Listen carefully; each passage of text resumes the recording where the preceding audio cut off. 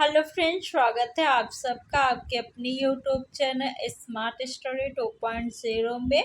आज के इस वीडियो में हम यूपी पुलिस और यूपीएसआई के लिए हिंदी प्रैक्टिस सेट करेंगे। इस प्रैक्टिस सेट को आप लोग डेली देखिए, यहाँ से क्वेश्चन आपके एग्जाम में ज़रूर आएंगे। तो चलिए फ्रेंड्स, वीडियो को स्टार्ट करते हैं। पहला क्वेश्चन है, यथारुचि में समास है।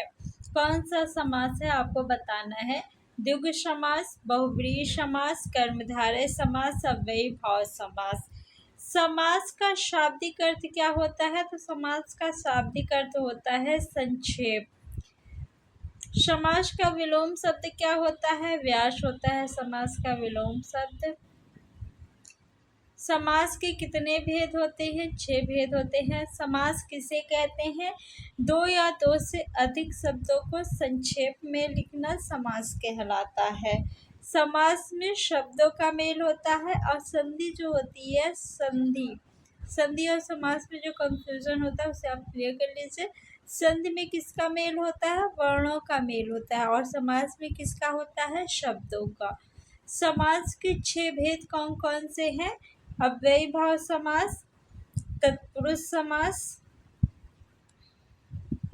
अव्ययी भाव समास, तत्पुरुष समास, कर्मधारय समास, द्वंद्व समास और द्विगु समास, और एक आपका क्या है? बहुव्रीहि समास। कितनी हो गए?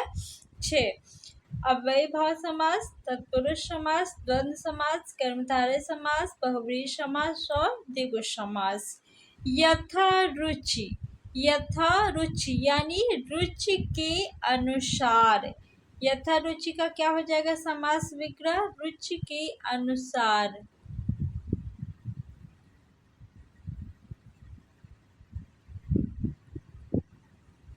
रुचि के अनुसार। यहाँ पे देखिए, द्विगु समास होगा? नहीं होगा। क्यों? क्योंकि द्विगु समास में प्रथम पद संख्यावाची होता है। कि यहाँ पे प्रथम पद संख्यावाची है? नहीं है, तो ये आपका गलत हो गया।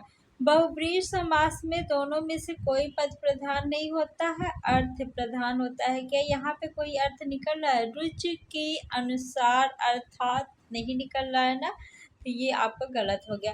कर्मधारय समास में विशेषण विशेष का संबंध पाया जाता है, यानी विशेषता बताई जाती है। क्या यहाँ पे विशेषण विशेष का संबंध है? यथारुचि नहीं।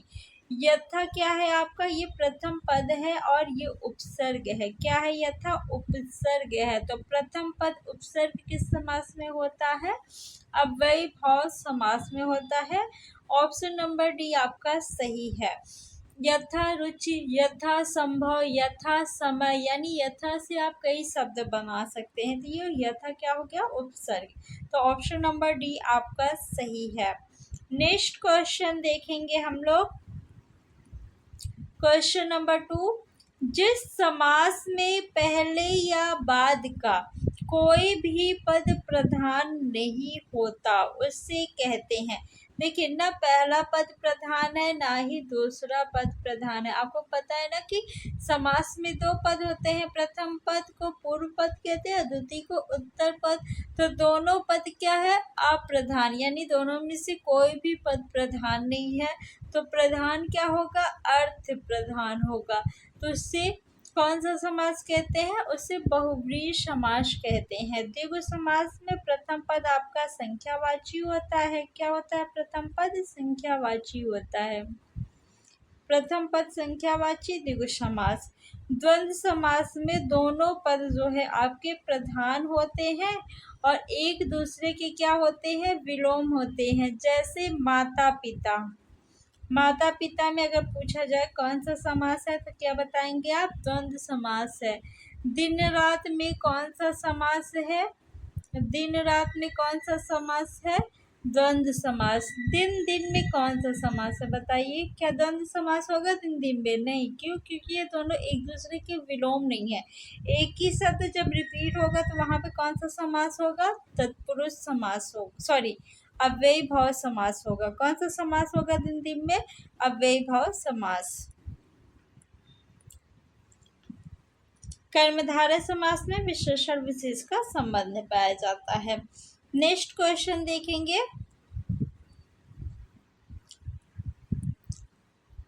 समीपवर्ती वर्णों के मेल से जो परिवर्तन होता है वह कहलाता है, क्या कहलाता है? यहाँ पे देखिए किसका मेल हो रहा है, वर्णों का मेल हो रहा है, तो क्या हो जाएगा? संधि। समास में शब्दों का मेल होता है तो समास नहीं होगा। प्रत्यय जो होते हैं ये शब्दांश होते हैं, क्या होते हैं? शब्दांश, यानी शब्द का अंश होता है और किसी शब्द के अंत में लगकर उस शब्द के अर्थ को परिवर्तित कर देता है।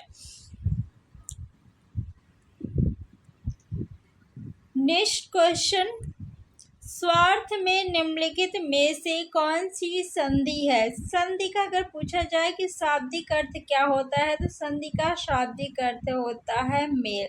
संधि में किसका मेल होता है? तो वर्णों का मेल होता है। संधि के कितने भेद होते हैं? 3 भेद होते हैं। कौन कौन से? स्वर संधि, व्यंजन संधि और विसर्ग संधि। स्वर संधि और व्यंजन संधि, और एक होता है आपका विसर्ग संधि। संधि के कितने भेद होते हैं? 3 भेद होते हैं, स्वर संधि, व्यंजन संधि और विसर्ग संधि। स्वर संधि के कितने भेद होते हैं? तो स्वर संधि के मुख्यतः 5 भेद होते हैं। कितने भेद होते हैं? तो मुख्यतः 5 भेद होते हैं स्वर संधि के। कौन कौन से? दीर्घ स्वर संधि, यड़ स्वर संधि, विद्ध स्वर संधि, गुण स्वर संधि और अयाद स्वर संधि, ये 5 भेद होते हैं। आपको बताना है कि स्वार्थ में कौन सी संधि है। स्वार्थ यानी स्वाधन अर्थ, स्वाधन अर्थ। यहाँ पे देखिए आ और आ मिलके जो है वो दीर्घ आ हुए हैं। आ और आ मिलके क्या हुआ है? आपका दीर्घ आ बना है, तो कौन सी संधि हो जाएगी? दीर्घ स्वर संधि। ऑप्शन नंबर ए आपका सही है। कौन सा ऑप्शन सही है? Option A.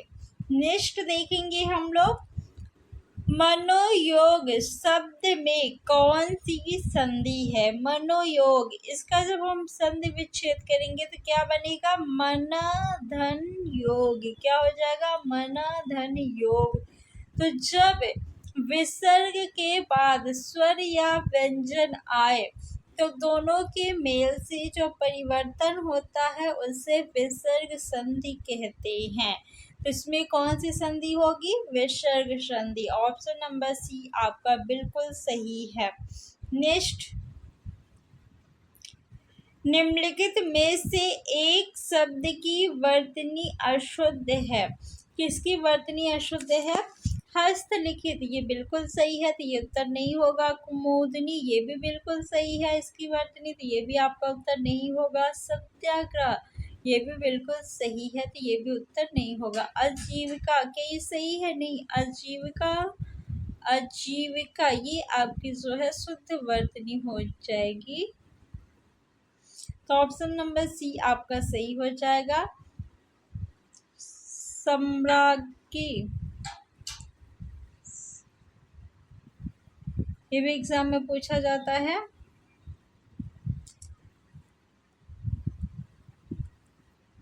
Hiranyakashipu,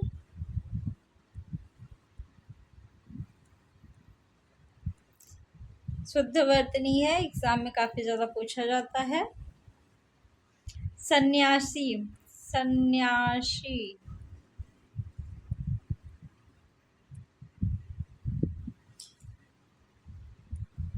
next question, शुद्ध वर्तनी वाले शब्द का चयन करें। इसमें से बताना है किसकी वर्तनी शुद्ध है।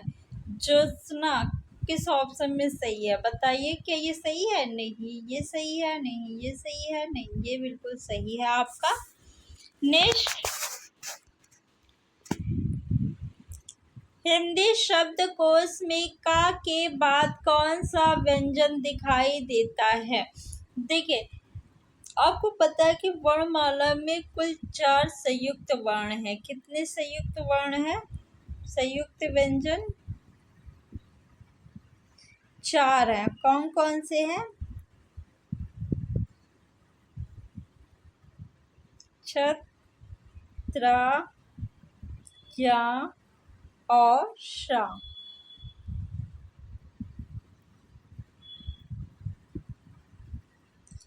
इन्हें क्या कहते हैं? इन्हें बोलते हैं संयुक्त व्यंजन। छत्र जो है ये आपका का और शा से मिलके बना है। त्रा जो है ये आपके ता और रा से मिलके बना है।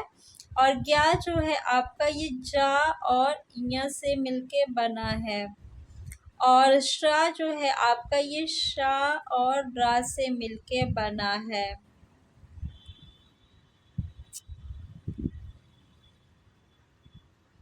श और र से मिलके बना है। तो का के बाद कौन सा व्यंजन आएगा? शब्द आएगा। और ता के बाद त्रा आएगा। जा के बाद आपका क्या आएगा? और श्रा के बाद श्रा आएगा। तो ये आपका जो है सही क्रम है। हिंदी शब्दकोश में का के बाद छ आएगा आपका ये, ठीक। और ता के बाद क्या आएगा? तो त्रा आएगा। जा के बाद क्या आएगा? ज्ञा आएगा। और शा के बाद क्या आएगा? श्रा आएगा। नेक्स्ट क्वेश्चन,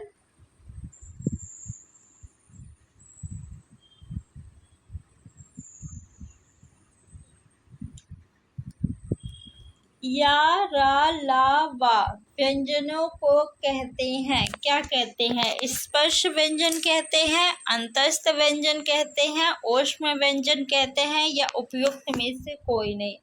ऊष्म व्यंजनों की संख्या कितनी है कुल? तो 4 है। कौन कौन से?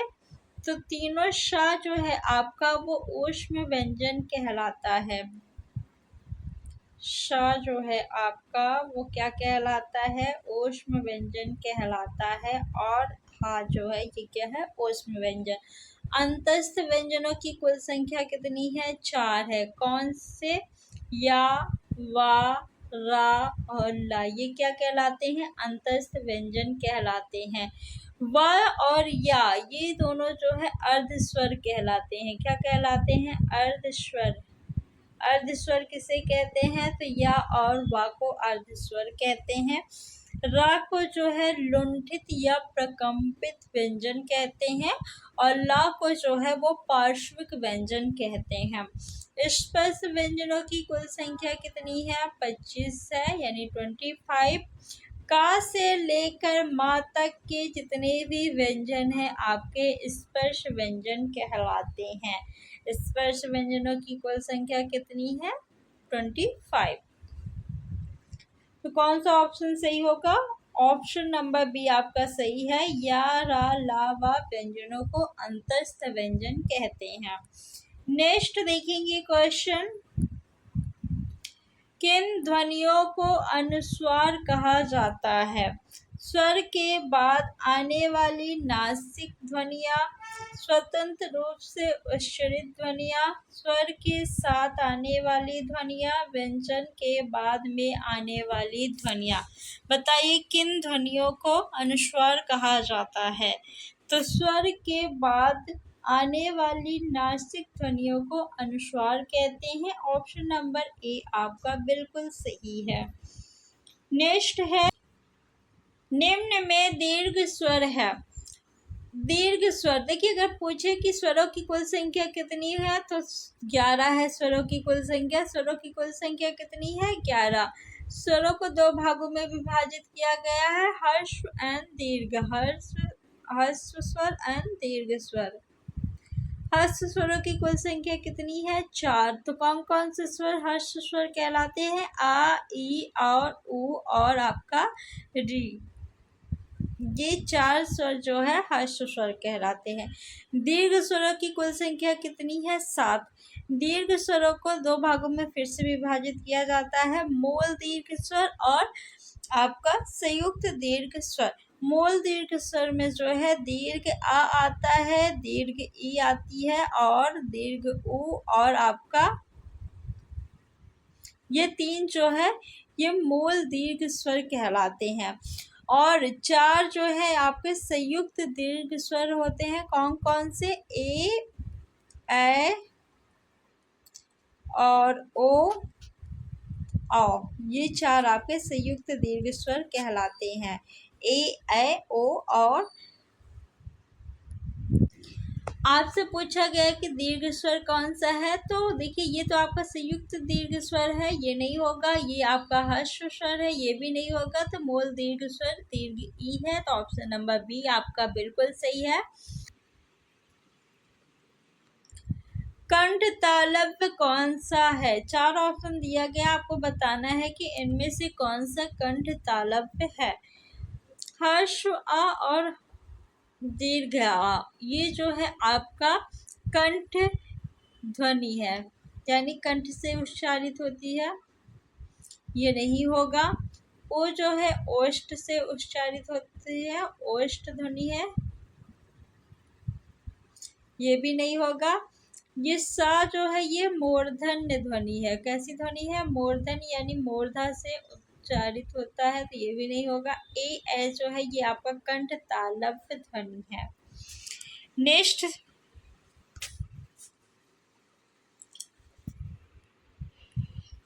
निम्नलिखित वाक्यों में से कौन सा वाक्य विरामादि चिन्ह की दृष्टि से शुद्ध है? क्रोध चाहे जैसा भी हो मनुष्य को दुर्बल बनाता है। क्रोध के बाद अर्ध विराम का चिन्ह नहीं लगना चाहिए, तो ये गलत हो गया। क्रोध के बाद आपका ये विस्मयादि बोधक चिन्ह भी नहीं लगता, तो ये भी गलत हो गया। क्रोध के बाद कॉमा लगा, सही है। क्रोध, यहाँ पे देखिए क्रोध के बाद फुल स्टॉप लगा, तो ये भी गलत हो गया। क्रोध चाहे जैसा भी हो मनुष्य को दुर्बल बनाता है, ऑप्शन नंबर सी बिल्कुल सही है। तो फ्रेंड्स, आज की इस वीडियो में इतने ही क्वेश्चन। नेक्स्ट प्रैक्टिस सेट में हम और क्वेश्चंस करेंगे। आई होप कि आपको वीडियो अच्छा लगा। ऐसी ही और वीडियो देखने के लिए चैनल को सब्सक्राइब कर लीजिए और वीडियो को लाइक करके शेयर कर दीजिए। Thanks for watching.